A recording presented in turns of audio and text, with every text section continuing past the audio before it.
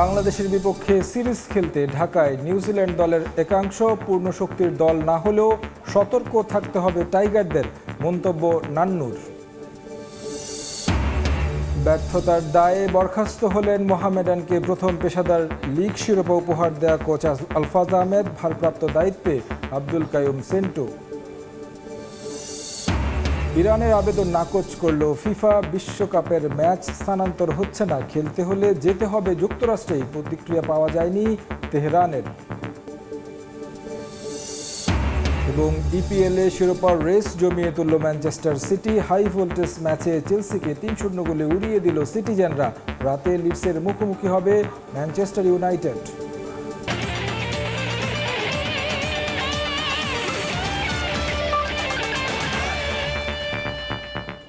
বিশ্বের নানা প্রান্তের খেলাধুলার খবর জানিয়ে দেব আমি তারেক হাসান শিমুল।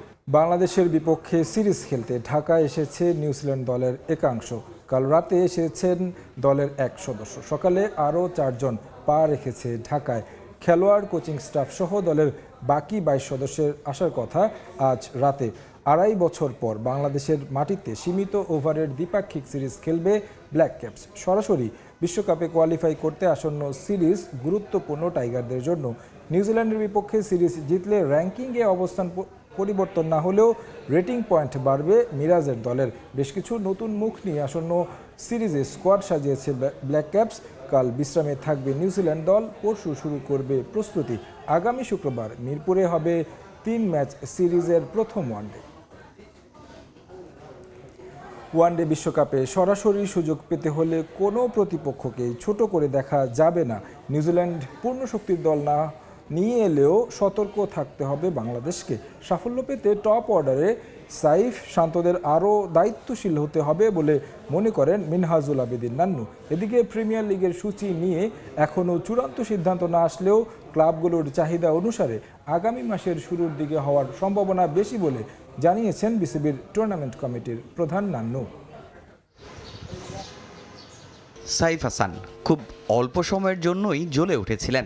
এশিয়া কাপে ঝলক দেখালো, এরপর টি-20 কিংবা ওয়ানডেতে বড্ড মলিন এই ব্যাটার। পাকিস্তান সিরিজে 3 ম্যাচে করেছেন মাত্র 52 রান, ওপেনিংয়ে যা একেবারেই বেমানান। নিউজিল্যান্ড সিরিজেই হতে পারে শেষ সুযোগ। প্রধান নির্বাচকের কথায় সেটা আজ করতে পেরেছেন সাইফ নিজেও। তাই তো মিরপুরে একাই নিজেকে পরিণত করতে ব্যস্ত সাইফ। অভিজ্ঞতা, সাম্প্রতিক ফর্ম বিবেচনায় এগিয়ে থাকলেও সাইফের জন্য একাদশে সুযোগ মিলছে না সৌম্যের। আরেক টপ অর্ডার ব্যাটার শান্ত নেই রানের মধ্যে। শেষ 10 ওয়ানডেতে করেছেন 157 রান। নিউজিল্যান্ড সিরিজে সাফল্য পেতে এই পজিশনে আরও দায়িত্বশীল ভূমিকা রাখার পরামর্শ নান্নুর। আমাদের এখানে দীর্ঘদিন ধরেই আমরা ওপেনার প্লেয়ারটা নিয়ে সমস্যা হচ্ছিল এবং মিডল অর্ডারে এখন যেটা সমস্যা হচ্ছে, তো আমার মনে হয় একটা বা পুরা ফুলফিল একটা দল কিন্তু ওইভাবে রেডি হয় না।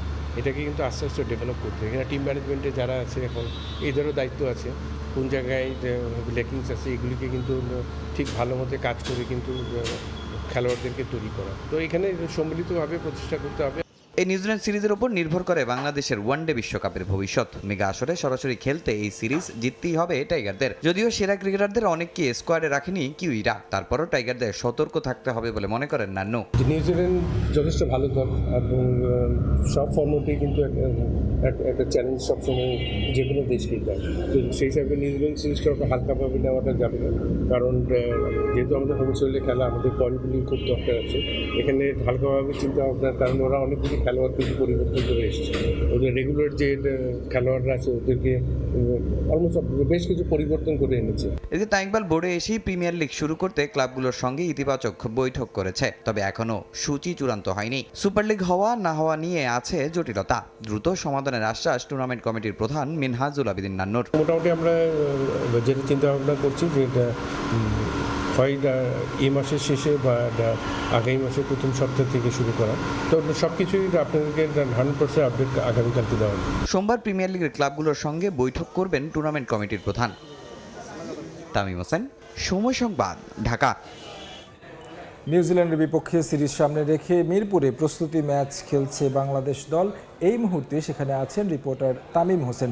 সবশেষ খবর জানতে সরাসরি যাচ্ছি তার।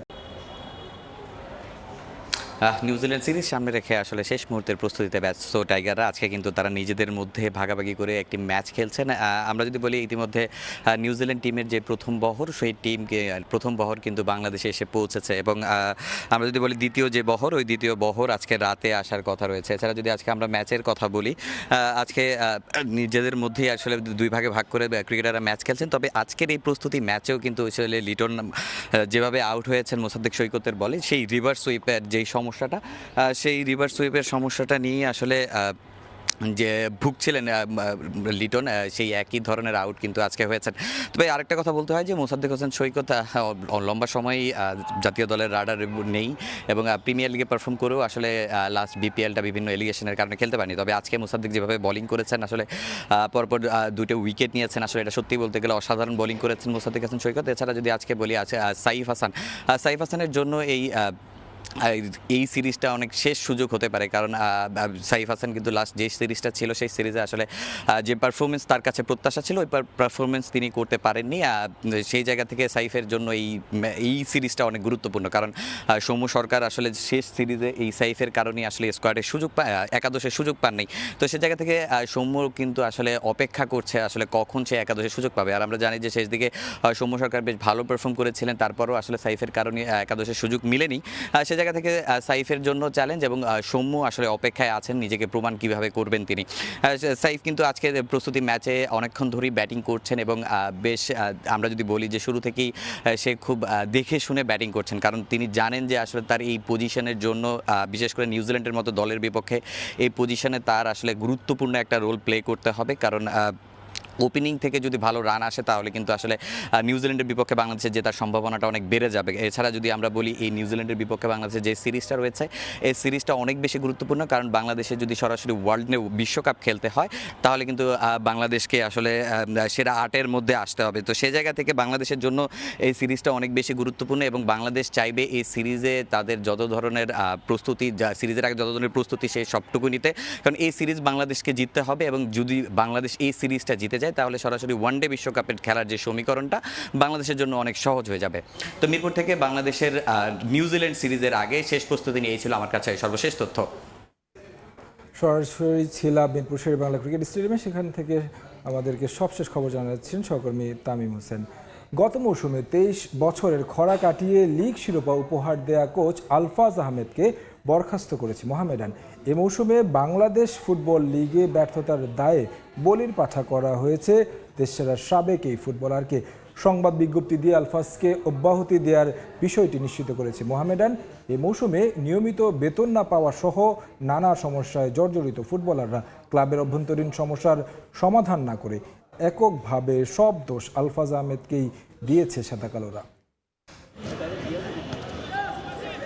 মাঠে অক্লান্ত পরিশ্রম, কৌশল ও মেধা দিয়ে দলকে সাফল্য উপহার দেওয়ার পেছন থেকে মূল ভূমিকা পালন করেন একজন কোচ। সাফল্য পেলে হন হিরো, ব্যর্থ হলে দায়ভার তার কাঁধে চাপিয়ে চাকরি থেকে সরিয়ে করা হয় বলির পাঠা। দেশ বিদেশের ক্লাব কিংবা জাতীয় দল সবখানেই একই চিত্র। এবার সে নিষ্ঠুর পরিণতির শিকার হলেন একসময়ের তারকা ফুটবলার আলফাজ আহমেদ, যার অধীনে 23 বছরের শিরোপা খরা কাটিয়ে গত মৌসুমে পেশাদার লিগের প্রথম শিরোপা ঘরে তুলেছিল মোহামেডান। সেই আলফাজ আহমেদকে ক্লাবের ব্যর্থতার দায়ে বরখাস্ত করা হয়েছে কোচের পদ থেকে। বিকেলেও ক্লাবের মাঠে অনুশীলন করেছেন শিষ্যদের নিয়ে। বাড়িতে ফিরে পেয়েছেন ক্লাবের কাছ থেকে চাকরি হারানোর চিঠি। বাংলাদেশ ফুটবল লিগে এবার বেশ দৈন্যদশা সাদা কালোদের। 12 ম্যাচে মাত্র 2 জয়ে 11 পয়েন্ট নিয়ে 10 দলের টেবিলের 7 নম্বরে আছে সাদা কালোরা। জয় আছে শুধু আবাহনী ও পিডব্লিউডির সঙ্গে। গত শুক্রবার চিরপ্রতিদ্বন্দ্বী আবাহনীর কাছে হারের পরই কঠোর হয় ক্লাব কর্তৃপক্ষ। ফেডারেশন কাপেও কোনো রকমের টিকে আছে মোহামেডান। আলফাজের দায়িত্ব পাওয়াটাও ছিল এমন তিক্ত অভিজ্ঞতার মধ্য দিয়েই 2022-23 মৌসুমে লিগের মাঝপথে জাতীয় দলের সাবেক কোচ শফিকুল ইসলাম মানিককে সরিয়ে প্রধান কোচের দায়িত্ব দেওয়া হয় আলফাজকে। দায়িত্ব নেওয়ার পর হাই প্রোফাইল তারকা ফুটবলার ছাড়াই চমকে দেন আলফাজ। ক্লাবকে উপহার দেন 14 বছর পর ফেডারেশন কাপের শিরোপা। এছাড়াও জয় করেছেন প্রথমবারের মতো লিগ শিরোপা। বড় বড় সাফল্য ছাড়াও ক্লাবকে উপহার দিয়েছেন ফেডারেশন কাপ, স্বাধীনতা কাপ ও চ্যালেঞ্জ কাপের রানার্স আপ ট্রফি। এত এত সব সাফল্যের পরেও এই মৌসুমে বাজে পারফরমেন্সের পর বরখাস্ত হতে হলো আলফাজ আহমেদকে। সংবাদ বিজ্ঞপ্তিতে কড়া ভাষায় দলের পারফরমেন্সের সমালোচনা করা হয়েছে। তাতে বলা হয়েছে, মোহামেডান স্পোর্টিং ক্লাব লিমিটেডের ফুটবল দলের সাম্প্রতিক পারফরমেন্স অত্যন্ত হতাশাজনক, যা ক্লাবকে বিপর্যয়ের সম্মুখীন করেছে। ফুটবল দলের এমন ফলাফলে ক্লাবের পরিচালনা পর্ষদ, কর্মকর্তা ও মোহামেডানের অগণিত সমর্থকরা মর্মাহত ও অসন্তোষ প্রকাশ করেছেন। আর এ কারণে আলফাজ আহমেদকে দায়িত্ব থেকে অব্যাহতি দেওয়া হয়েছে। ব্যর্থতার পর দায়ভার কি শুধুই আলফাজের? গেল কয়েক মাস ধরেই অস্থিরতা বিরাজ করছে মোহামেডানে। দলবদলে ভালো মানের ফুটবলার নেওয়া হয়নি ক্লাবটিতে। যারা আছেন তাদের মধ্যে নিয়মিত বেতন ও সুযোগ সুবিধা না পাওয়া নিয়ে রয়েছে ক্ষোভ ও হতাশা। নির্বাচনের পরও একই চিত্র মোহামেডানে। তারপরেও নিজেদের গা বাঁচাতে সব দায় আলফাজের উপর চাপিয়েছে ক্লাব কর্তারা। মৌসুমের বাকি ম্যাচগুলোর জন্য ভারপ্রাপ্ত প্রধান কোচের দায়িত্ব দেওয়া হয়েছে সহকারী কোচ আব্দুল কাইয়ুম সেন্টুকে। টিম লিডারের দায়িত্ব পেয়েছেন আমিরুল ইসলাম বাবু। পারভিন আক্তার, সময় সংবাদ। অনূর্ধ্ব-20 সাফে সফলতার পর এবার এশিয়ান কাপ বাছাইয়ের দিকে দৃষ্টি। বাফুফের চূড়ান্ত পর্বে খেলতে এরই মধ্যে পরিকল্পনা হাতে নিয়েছে ডেভেলপমেন্ট কমিটি। পাশাপাশি আয়োজক হতে আবেদন করেছে এশিয়ান ফুটবল কনফেডারেশনে। বিদেশি কোচের পাশাপাশি দেশের বাইরে ম্যাচ খেলানোর পরিকল্পনাও রয়েছে ডেভেলপমেন্ট কমিটির। বৈঠকে বেশ কিছু গুরুত্বপূর্ণ সিদ্ধান্ত নেয় ডেভেলপমেন্ট কমিটি। আন্ডার-20 টিমকে আমরা মিনিমাম 6 সপ্তাহের একটা ক্যাম্প করার পরিকল্পনা করছি। 6 সপ্তাহ সম্ভব হলে ঢাকায় থাকবে তারা। যদি না হয় তখন 4 সপ্তাহ যশোর শামসুল একাডেমিতে ঢাকায় রেখে পরবর্তী 2 সপ্তাহ আমরা তাদেরকে ক্যাম্পের ভিতরে নিয়ে আসবো, যাতে প্রস্তুতিটা আমাদের খুব ভালোভাবে নিয়ে আমরা যেতে পারি। আন্ডার-20 টিমটাকে আরও ভালোভাবে তৈরি করার জন্যে আমরা চেষ্টা করব দেশের ভিতরে 3টা ফ্রেন্ডলি ম্যাচ খেলতে এবং দেশের বাইরে একটা শক্তিশালী 2টা দেশে শক্তিশালী টিমের সাথে তাদের আরও 2টো ম্যাচ আমরা অ্যারেঞ্জ করার চেষ্টা করছি, যাতে এএফসিতে অংশগ্রহণের আগে তারা নিজেদেরকে যথেষ্ট তৈরি করতে পারে। ডোপ টেস্টে পজিটিভ হয়ে 2 বছরের জন্য নিষিদ্ধ ভারোত্তোলক মাবিয়া আক্তার সীমান্ত জানিয়ে আপিলের সুযোগ থাকলেও অদৃশ্য কারণে দ্বিধায় ভুগছেন স্বর্ণজয়ী অ্যাথলিট। এদিকে এই ঘটনায় একে অপরকে উপর দায় চাপাচ্ছে মাবিয়া ও অলিম্পিক অ্যাসোসিয়েশন। বিওএ এর দাবি জানা সত্ত্বেও নিষিদ্ধ ড্রাগ নিয়েছেন মাবিয়া, যদিও তা অস্বীকার করেছেন তিনি। 9 মার্চ রাজধানীর খিদমা হাসপাতালের sports and orthopaedic surgeon Hafizur রহমানের প্রেসক্রিপশনে এডিমিড 20 মিলিগ্রাম ওষুধ সেবন করেন মাবিয়া আক্তার সীমান্ত। হাঁটুতে সয়েলিং, সেটা উপশমের জন্যই এই মেডিসিন। তাতে এসএ গেমসে স্বর্ণজয়ী অ্যাথলিট উপকার পেলেও শরীরে প্রবেশ করে ডাইইউরেটিক কম্পোনেন্ট, যা ওয়ার্ল্ড অ্যান্টি ডোপিং এজেন্সি কর্তৃক নিষিদ্ধ ভারোত্তোলকদের জন্য। ডাইইউরেটিক সয়েলিং কমানোর পাশাপাশি শরীর থেকে বের করে দেয় অতিরিক্ত পানি, যার ফলে ওজন কমার একটি সুযোগ থাকে অ্যাথলিটদের। কোনো ভারোত্তোলক এই সুযোগ নিয়ে যাতে তাৎক্ষণিক ওজন ক্যাটাগরি চেঞ্জ করতে না পারেন, তার জন্যই ওয়ার্ডার এই পলিসি। তাই প্রশ্ন হচ্ছে, মাবিয়া আক্তার সীমান্ত কি জেনে বুঝেই এই ড্রাগ নিয়েছিলেন? গাইডলাইন ছিল না বিধায় কিন্তু এটা করা, এবং আমি জানলেও এই কাজটা করতাম না। কারণ আমি মনে করি বাংলাদেশের সবচেয়ে টপ প্লেয়ার আমি আমার ক্যারিয়ার তো ধ্বংস করব না। নিষিদ্ধ ড্রাগের বিষয়ে সচেতন করতে আইওসির পাশাপাশি কাজ করছে বাংলাদেশ অলিম্পিক অ্যাসোসিয়েশন। জানিয়ে নিয়মিত বিরতিতে অনুষ্ঠিত হয়েছে সেমিনার, যার একটিতে অংশ নিয়েছিলেন মাবিয়া আক্তার সীমান্ত নিজেও। সবশেষ 21 নভেম্বর এই সেমিনার করা মাবিয়া নাকি একই সেশন করেছেন এর আগেও। তারপরও কেন এই ঔষধ নিলেন তিনি? যদি আমি কিছু করে থাকতাম তাহলে আমি স্যাম্পল দিতেই যেতাম না। আর যেহেতু আমি ইচ্ছাকৃত করিনি, আমার মেডিকেল ডকুমেন্টসই ছিল, আমি সশরীরে ওখানে প্রেজেন্ট হয়ে স্যাম্পল দিয়েছি। কোনো সেমিনারে কিন্তু ব্যাখ্যাও দেওয়া হয় নাই যে এটা ওয়েট লিফটারদের জন্য নিষেধ।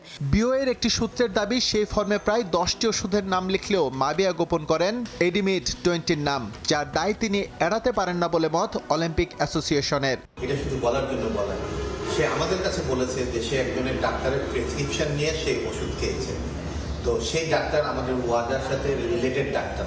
গেল বৃহস্পতিবার মাবিয়ার হাতে এই নিষেধাজ্ঞা পৌঁছালেও জানুয়ারি থেকেই তিনি ছিলেন নজরদারিতে। তার উপর এই ব্যান থাকবে 30 ডিসেম্বর 2027 পর্যন্ত। এসএম ইকবাল, সময় সংবাদ, ঢাকা। খেলার সময় আরও থাকছে। নিয়ম লঙ্ঘন করে ফেঁসে যাচ্ছেন রাজস্থান রয়্যালসের ম্যানেজার। ম্যাচ চলাকালীন ডাগ আউটে বসে ফোন ব্যবহার করায় কড়া সমালোচনা, তদন্তে নেমেছে বিসিসিআই। ইংলিশ প্রিমিয়ার লিগের খবর, ইপিএল এর শিরোপা রেস জমিয়ে তুলল ম্যানচেস্টার সিটি। চেলসিকে 3-0 গোলে উড়িয়ে দিল পেপ গার্দিওলা বাহিনী। আর্সেনাল বোর্নমাউথের কাছে পয়েন্ট হারানোয় সিটির সামনে সুযোগ তৈরি, ব্যবধান কমিয়ে আনার স্ট্যামফোর্ড ব্রিজে চেলসির বিপক্ষে সেই সুযোগটা স্রেফ লুফে নিল সিটিজেনরা। দ্বিতীয়ার্ধে বিধ্বংসী ফুটবলে চেলসিকে 3-0 গোলে হারিয়ে আর্সেনালকে কড়া বার্তা দিল বর্তমান চ্যাম্পিয়নরা। আর্সেনালের বোর্নমাউথের বিপক্ষে হারতেই প্রশ্নটা উঠে গিয়েছিল, এবারও কি কপাল পুড়তে যাচ্ছে গানারদের? টানা 2 মৌসুম দিনের পর দিন ভালো খেলে শেষ ভাগে পচা শামুকে পা কাটাটাকে নিত্য নৈমিত্তিক বিষয় বানিয়ে ফেলেছেন আর্তেতা বাহিনী। এবার সেই সুযোগটা দারুণভাবে কাজে লাগালো ম্যানচেস্টার সিটি। ম্যাচের শুরুটা অবশ্য সিটির জন্য অত সহজ ছিল না। প্রথমার্ধে এনজো ফার্নান্দেজ বিহীন চেলসি বেশ গোছালো ফুটবল উপহার দেয়। কোল পালমার এবং হুয়াও পেদ্রোদের হাত ধরে বারবার সিটির রক্ষণে কাঁপুনি ধরিয়েছিল ব্লুরা। ম্যাথিউস নুনেসকে রাইট ব্যাকে খেলানোর ফায়দা তুলে পেদ্রো নেটো বেশ কয়েকবার দোন্নারুমাকে পরীক্ষায় ফেলেন। এমনকি মার্কো কুকুরেল্লা বল জালে জড়ালেও অফসাইডের কারণে লিড পাওয়া হয়নি চেলসির। বিরতির আগ পর্যন্ত সিটিকে দেখে মনে হচ্ছিল তারা কিছুটা ছন্দহীন। আর্লিং হ্যালান্ডও ছিলেন রক্ষণের পকেটে। তবে বিরতির পর ড্রেসিং রুম থেকে বেরিয়ে আসা সিটি ছিল সম্পূর্ণ অচেনা। গার্দিওলার মাস্টার ক্লাসে ম্যাচের চিত্র বদলা যায় নিমিষেই। যার নায়ক ফরাসি বিস্ময় রায়ান চেরকি। ম্যাচের নিয়ন্ত্রণ হাতে নিয়ে চেরকি একের পর এক আক্রমণ সাজাতে থাকেন। প্রথমে তার নিখুঁত ক্রস থেকে নিকো ওরেলির দর্শনীয় হেডে সিটিকে লিড এনে দেন। ঠিক 4 মিনিট পর আবারও চেরকির ঝলক। এবার তার পাশ থেকে চেলসির প্রাক্তন ফুটবলার মার্কো গুয়েহি ব্যবধান দ্বিগুণ করেন। আর ম্যাচের কফিনে শেষ পেরেকটা ঠুকে দিয়েছেন জেরেমি ডোকু। ময়েসেস কাইসেডোর ভুল থেকে বল কেড়ে নিয়ে গোল করতে ভুল করেননি এই উইঙ্গার। এই জয়ের ফলে প্রিমিয়ার লিগের শিরোপা দৌড় এখন তুঙ্গে। লিগ টেবিলের শীর্ষে থাকা আর্সেনালের চেয়ে এখন মাত্র 6 পয়েন্ট পিছিয়ে ম্যানচেস্টার সিটি। তবে সিটির হাতে রয়েছে একটা অতিরিক্ত ম্যাচ, অর্থাৎ থিওরিটিক্যালি পয়েন্টের ব্যবধান মাত্র 3। সবচেয়ে রোমাঞ্চকর, পরবর্তী ম্যাচেই ইত্তিহাদ স্টেডিয়ামে মুখোমুখি হতে যাচ্ছে আর্সেনাল এবং ম্যানচেস্টার সিটি। ইংলিশ প্রিমিয়ার লিগের ইতিহাস বলে সিটির এই অপ্রতিরোধ্য গতি সামলানো যে কারো জন্যই দুঃসাধ্য। আর্সেনাল কি পারবে তাদের স্নায়ু ধরে রাখতে, নাকি আরও একবার নাটকীয়ভাবে শিরোপা ছিনিয়ে নেবে গার্দিওলার শিষ্যরা? স্ট্যামফোর্ড ব্রিজের এই জয় কিন্তু আরও একবার সিটির পক্ষেই কথা বলছে। নিয়ন মোহাইমেন, সময় সংবাদ। আবারও স্বাগত খেলার সময়। পিএমওএ এর নিয়ম লঙ্ঘন করে ফেঁসে যাচ্ছে IPL franchise Rajasthan Royals. Match চলাকালীন দলটির ম্যানেজারকে ডাগআউটে বসে ফোন ব্যবহার করতে দেখা গেছে, জানিয়ে ক্ষোভ প্রকাশ করেছেন সাবেক আইপিএল সভাপতি। বিষয়টি নিয়ে মুখ খুলেছে ভারতের ক্রিকেট নিয়ন্ত্রক সংস্থা। ফোন ব্যবহার করে কোনো নিয়ম লঙ্ঘন করা হয়েছে কিনা সেটা নিয়ে তদন্ত করা হবে বলে জানিয়েছেন সেক্রেটারি দেবজিৎ সাইকিয়া। দেখে স্বাভাবিক মনে হলেও আইপিএলের বহু ম্যাচের ফলাফলই কৌতূহলের জন্ম দিয়েছে সমর্থকদের মাঝে। এমনকি ক্রিকেট বিশ্লেষকরাও বহু ম্যাচকে স্বাভাবিকভাবে মেনে নিতে পারেন না। ফিক্সিংয়ের সরাসরি কোনো অভিযোগ না থাকলেও একেবারে উড়িয়ে দেয়া যায় না। এমন এক সন্দেহজনক ঘটনা ঘটল শুক্রবার রয়্যাল চ্যালেঞ্জার্স বেঙ্গালুরু এবং রাজস্থান রয়্যালসের মধ্যকার ম্যাচে। 11তম ওভারে দেখা যায় ডাগআউটে বসে নিজের পকেট থেকে ফোন বের করছেন দলটির ম্যানেজার রমি ভিন্দার। এ সময় তার পাশে বসা ছিলেন দলটির ওপেনার বৈভব সূর্যবংশী। তাকে উকি মারতে দেখা যায় রমির ফোনের দিকে। পুরো ঘটনা দেখা গেছে ক্যামেরায়। এমন ঘটনার পরও বিষয়টি নিয়ে খুব বেশি পদক্ষেপ নিতে দেখা যাচ্ছিল না বিসিসিআইকে, যে কারণে ক্ষোভ প্রকাশ করেছেন সাবেক আইপিএল চেয়ারম্যান ললিত মোদি। সামাজিক মাধ্যমে ঘটনার ভিডিও পোস্ট করে বলেন, কোথায় এন্টি কারাপশন, এটা নিয়ম বহির্ভূত। আইপিএলের নিয়ম অনুযায়ী পিএমওএ অর্থাৎ প্লেয়ার ও ম্যাচ অফিসিয়াল এরিয়ায় প্রোটোকল অনুযায়ী মুঠোফোন এবং অন্যান্য ইলেকট্রনিক যোগাযোগ সরঞ্জাম ব্যবহার করার অনুমতি নেই, যার আওতাভুক্ত ড্রেসিং রুমের সামনে, খেলোয়াড়দের ম্যাচ দেখার জায়গা, থার্ড আম্পায়ার এলাকা, ম্যাচ রেফারি, খেলোয়াড় এবং ম্যাচ অফিসিয়ালদের খাবারের এলাকা, ডাগআউট এবং BCCI anti corruption and security management কর্তৃক নির্ধারিত অন্য কোনো এলাকা। বিষয়গুলো নজরে এসেছে বিসিসিআই এবং আইপিএল গভর্নিং কাউন্সিলের। রমি ভিন্দার কাণ্ড নিয়ে তদন্ত করা হচ্ছে বলে জানিয়েছেন বিসিসিআই সেক্রেটারি দেবজিৎ সাইকিয়া। যেহেতু তিনি ম্যানেজার, তাই নিয়ম অনুযায়ী তার কাছে মোবাইল রাখা অনুমোদিত। সুতরাং পিএমওএতে ম্যানেজার এবং ডাক্তারদের মোবাইল বহন করার অনুমতি আছে, এটাই প্রথম বিষয়। দ্বিতীয়ত, তিনি আমাদের বিদ্যমান আইপিএল নিয়মের অধীনে কোনো প্রোটোকল বা নিয়ম লঙ্ঘন করছে কিনা আমরা তা যাচাই করার চেষ্টা করছি এবং প্রক্রিয়া শুরু করে দিয়েছি। সুতরাং যদি কোনো নেতিবাচক কিছু পাওয়া যায় আমরা ব্যবস্থা নেব, অন্যথায় তার কাছে মোবাইল থাকাতে অন্য কোনো নিয়ম লঙ্ঘন হয়নি। এর আগে চলতি বছর অনূর্ধ্ব-19 বিশ্বকাপ চলাকালীন ডাগআউটে মোবাইল ফোন ব্যবহার করে সমালোচনার মুখে পড়েছিলেন পাকিস্তানের সাবেক অধিনায়ক সরফরাজ আহমেদ। তারেক হাসান শিমুল, সময় সংবাদ। আবারও স্বাগত খেলার সময়। পুরুষ দলের অবনমন ঠেকাতে এক নারীর দ্বারস্থ হলো বুন্দেসলিগা ক্লাব ইউনিয়ন বার্লিন, আর তাতেই ইতিহাস সৃষ্টি হলো ইউরোপের শীর্ষস্থানীয় লিগে। প্রথমবারের মতো ইউরোপিয়ান টপ 5 লিগের ডাগআউটে দেখা যাবে নারী কোচ। ইতিহাস গড়া এই কোচের নাম মেরি লুইস এতা। মৌসুমের বাকি ম্যাচগুলোর জন্য অন্তর্বর্তী কোচ হিসেবে তাকে নিয়োগ দিয়েছে ক্লাবটি। পর্দায় যাকে দেখছেন তার নাম ম্যারি লুইস এতা। 34 বছর বয়সী এই নারী এখন জায়গা করে নিয়েছে ইতিহাসের পাতায়। ইউরোপিয়ান টপ 5 লিগে প্রথম নারী হিসেবে পুরুষ দল সামলাবেন মেরি লুইস। মৌসুমের বাকি অংশের জন্য তাকে অন্তর্বর্তীকালীন কোচ হিসেবে নিয়োগ দিয়েছে জার্মান টপ ফ্লাইটের ক্লাব ইউনিয়ন বার্লিন। বাধ্য হয়েই এমন সিদ্ধান্ত নিয়েছে ক্লাব ম্যানেজমেন্ট।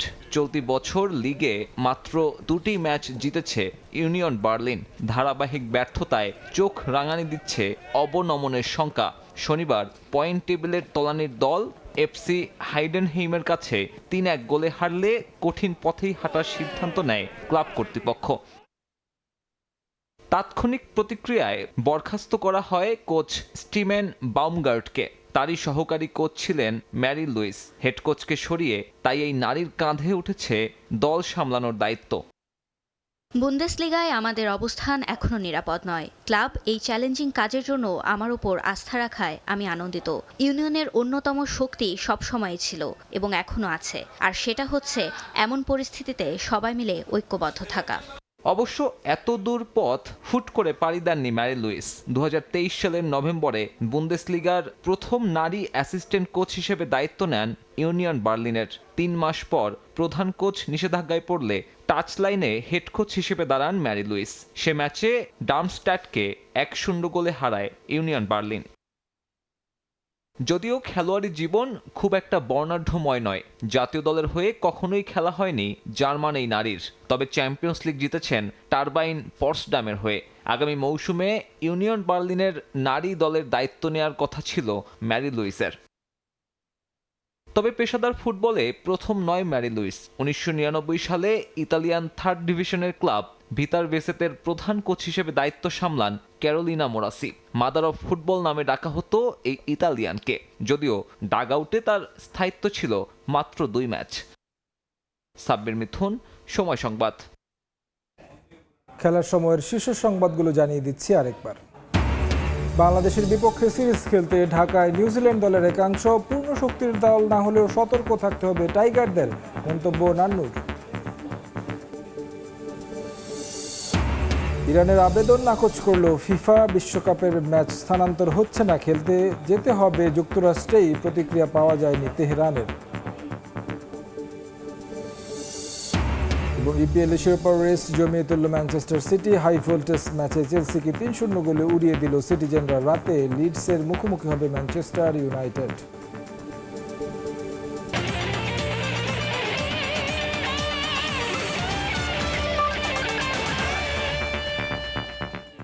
এই ছিল খেলার সময়। এরপর দুপুরের সময় সঙ্গে থাকবেন ইমদাদুল হক।